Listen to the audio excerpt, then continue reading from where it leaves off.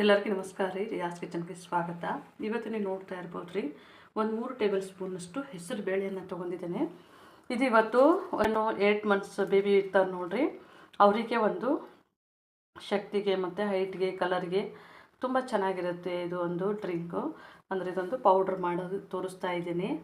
ಇವಾಗ ಇಲ್ಲಿ ಕಡಾಯಿಯನ್ನು ಬಿಸಿ ಮಾಡೋಕ್ಕೆ ಇಟ್ಕೊಂಡಿದ್ದೇನೆ. ನಾನಿಲ್ಲಿ ಒಂದು 3 ಟೇಬಲ್ ಸ್ಪೂನ್ ಅಷ್ಟೇ ತೊಗೊಂಡಿದ್ದೀನಿ. ಸ್ವಲ್ಪ ಕ್ವಾಂಟಿಟಿಯಲ್ಲಿ ತೋರಿಸ್ತಾ ಇದ್ದೀನಿ. ಅಂದರೆ ಇದು ಸ್ವಲ್ಪ ನೀವು ಈ ಥರ ಮಾಡಿ ಇಟ್ಕೊಂಡ್ರೆ, ಅಂದರೆ ವಾರದಲ್ಲಿ 1-2 ದಿವಸ ಈ ಥರ ಪೌಡ್ರ್ ಮಾಡಿ ಇಟ್ಕೊಂಡ್ರೆ ದಿನ ಸ್ವಲ್ಪ ಈಗ ನಿಪ್ಪಲ್ದಲ್ಲಿ ಕುಡಿಸ್ತೂ ಆಗ್ಬೋದು, ಈಗ ಸ್ಪೂನ್ಲಿಂದ ಕುಡಿಸ್ತಿರಲ್ಲ ಅದಕ್ಕಾದ್ರೂ ಆಗ್ಬೋದು. ಮಕ್ಕಳಿಗೆ ಹೆಸರು ಬೇಳೆ ತುಂಬ ಒಳ್ಳೆಯದು, ಆರೋಗ್ಯಕ್ಕೆ ಒಳ್ಳೆಯದು.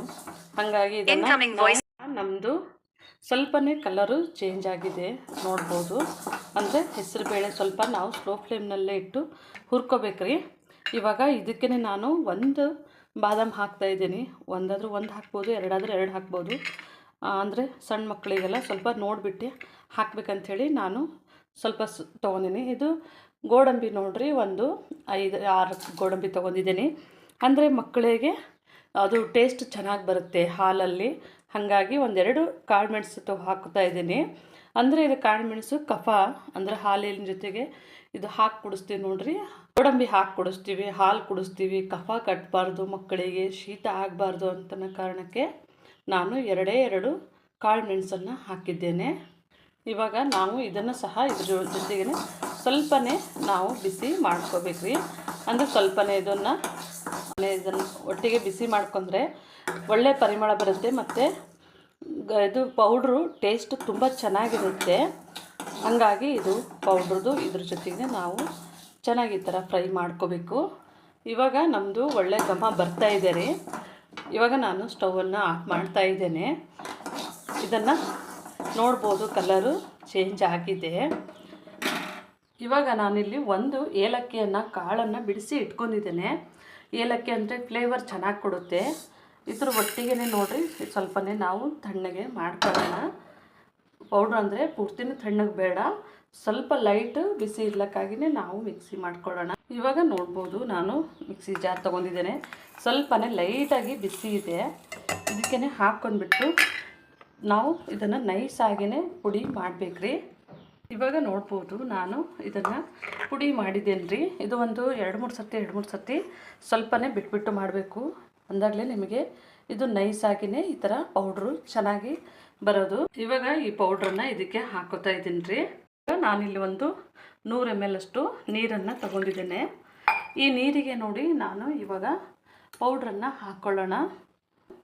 ಒಂದು ಮುಕ್ಕಾಲು ಚಮಚದಷ್ಟು ಪುಡಿಯನ್ನು ಹಾಕಿಬಿಟ್ಟು ಇದಕ್ಕೆ ಚೆನ್ನಾಗಿ ನಾವು ಈ ಥರನೇ ಮಿಕ್ಸು ಮಾಡಬೇಕು. ಬೇಗ ಕರಗುತ್ತೆ. ಬಿಸಿನೀರಿಗೆ ಹಾಕಿದ್ರೆ ಗಂಟಾಗುತ್ತೆ. ಈಗ ನಾವು ತಣ್ಣೀರಾಗೆ ಈ ಥರ ನೋಡ್ಬೋದು ನಮ್ಮದು ಪುಡಿ ಎಲ್ಲ ಇದರೊಟ್ಟಿಗೆ ಚೆನ್ನಾಗಿ ಹೊಂದ್ಕೊಂಡಿದೆ. ಇವಾಗ ನೋಡ್ಬೋದು ನಮ್ಮದು ತೆಳು ಅನಿಸ್ಬೋದು ನಿಮಗೆ.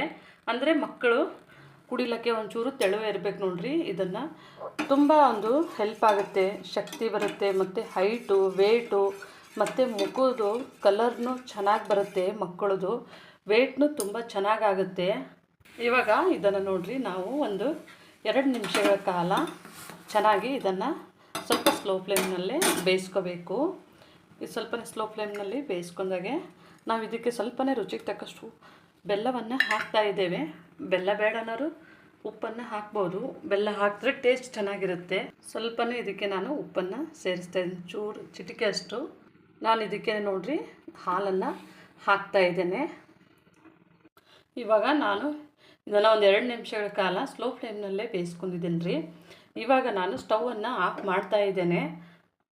ಇವಾಗ ನೋಡ್ಬೋದು, ನಾನು ಲೋಟಕ್ಕೆ ಹಾಕೊಂಡು ಇಟ್ಕೊಂಡಿದ್ದೇನೆ. ತುಂಬ ಗಟ್ಟಿ ಹಾಲು ಹಾಕಿಲ್ಲ, ಮಕ್ಕಳಿಗೆ ತುಂಬ ಗಟ್ಟಿ ಹಾಲು ಕುಡಿಸಲ್ಲ ನೋಡ್ರಿ. ಈ ಥರನೇ ನಾವು ಸ್ವಲ್ಪನೇ ತೆಳುವಾಗಿಯೇ ಇರಬೇಕು. ಮಕ್ಕಳಿಗೆ ಇದನ್ನು ಕುಡಿಸಿದ್ರೆ ಎಲ್ಲ ಅವರಿಗೆ ಶೀತ ಕಫನೂ ಆಗೋದಿಲ್ಲ ಮತ್ತು ಹೈಟು ವೇಟು ಕಲರು ತುಂಬ ಚೆನ್ನಾಗಾಗುತ್ತೆ.